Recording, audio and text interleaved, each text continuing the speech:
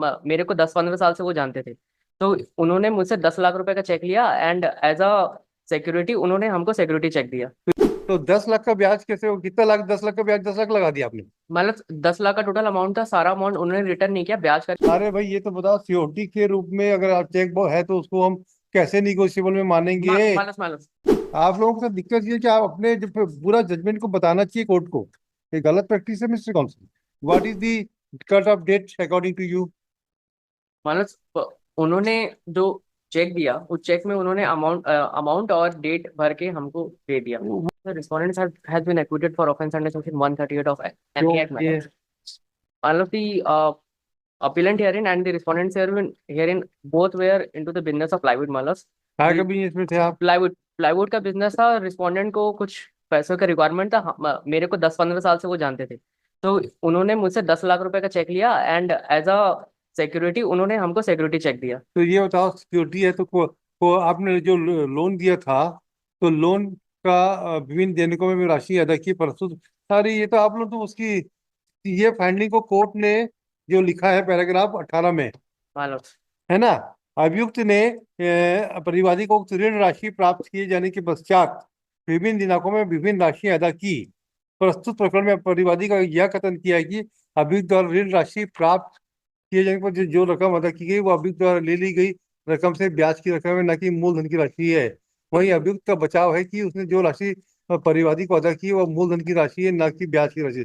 ऐसी स्थिति में जबकि ब्याज द्वारा अभियुक्त द्वारा विवादित चेक में अपना तथा ये भी सुनिश्चित है कि अभियुक्त द्वारा कुछ राशि अदा की गई है, सबूत का भार परिवादी पर है कि वह तथ्य प्रमाणित करे कि अभियुक्त द्वारा की गई रकम अज्ञात में ब्याज स्वरूप न कि मूलधन की राशि है।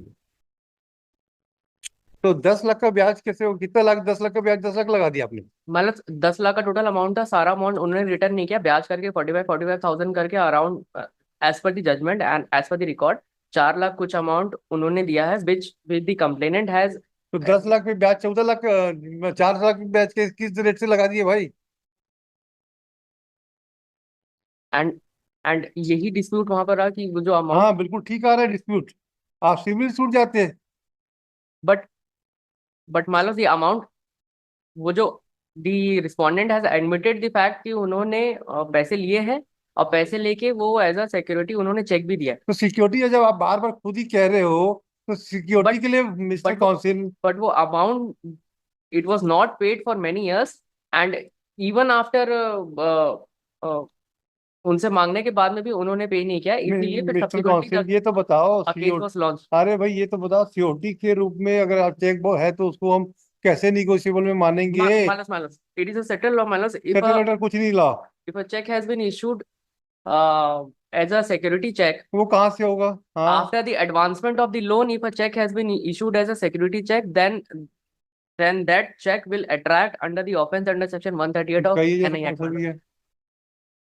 Manoj, para 18 relying on the earlier judgments of the Supreme Court Manoj, अगर एडवांसमेंट ऑफ लोन है उसके बाद सिक्योरिटी चेक दिया तो it will come under the offence of 138 Manoj।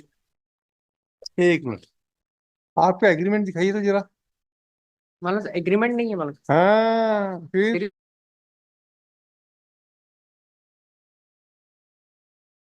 There taken a notice of the fact that the check, there must be some agreement. Loan agreement was there.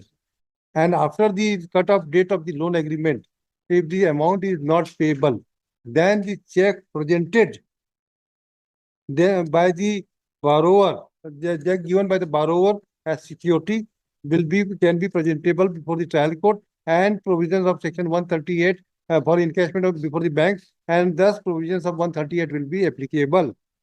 Whereas, where is your agreement? Manoj there is no agreement Then क्योंकि that देखिए, आप judgement को refer कर रहे हो तो judgement के पूरे, क्योंकि क्रिमिनल लॉ पूरा फैक्ट का केस, लॉ तो बाद में आएगा, पहले फैक्ट्स को मार्शलिंग का डाइजेस्ट कीजिए। ठीक है? अब cheque is issued and when paragraph 20, आप 17 पढ़ा रहे जो ऊपर ऊपर की बातें हैं, मेन पर है पैराग्राफ 22 में पढ़िए।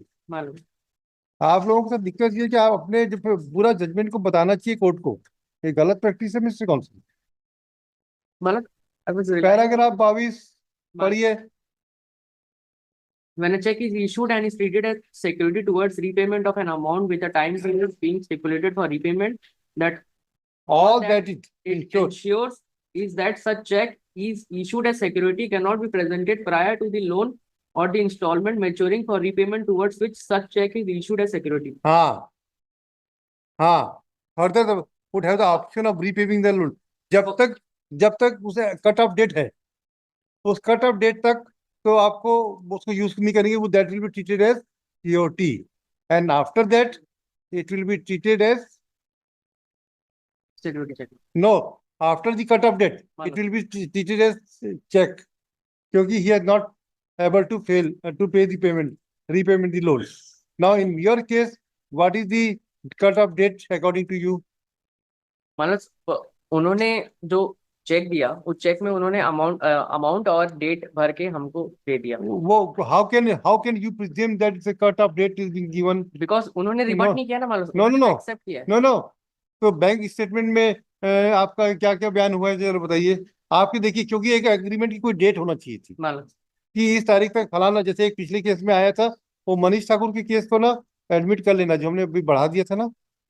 अब इसमें बताइए आपकी क्या थी कट ऑफ डेट?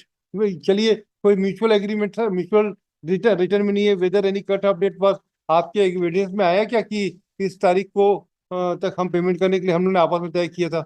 मतलब एज पर द एविडेंस जो चेक जो हमें प्रोवाइड किया गया था वो चेक में अमाउंट मेंशन. क्या एविडेंस पढ़ के बताइए जरा, मतलब एविडेंस पढ़िए.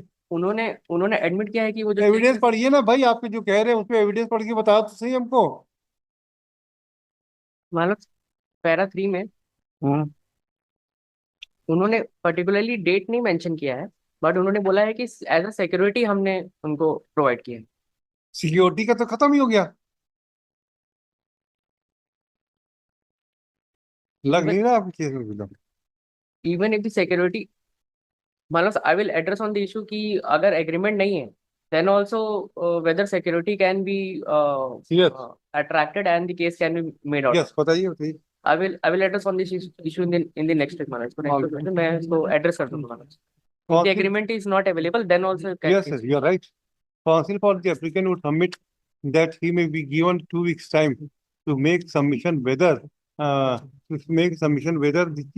in absence of any agreement or any cut-off date mutually agreed between the parties, whether when the security can be converted as liability, security check can be converted as a liability to attract the provisions of section 138 of negotiable instrument act. List after 2 weeks. मतलब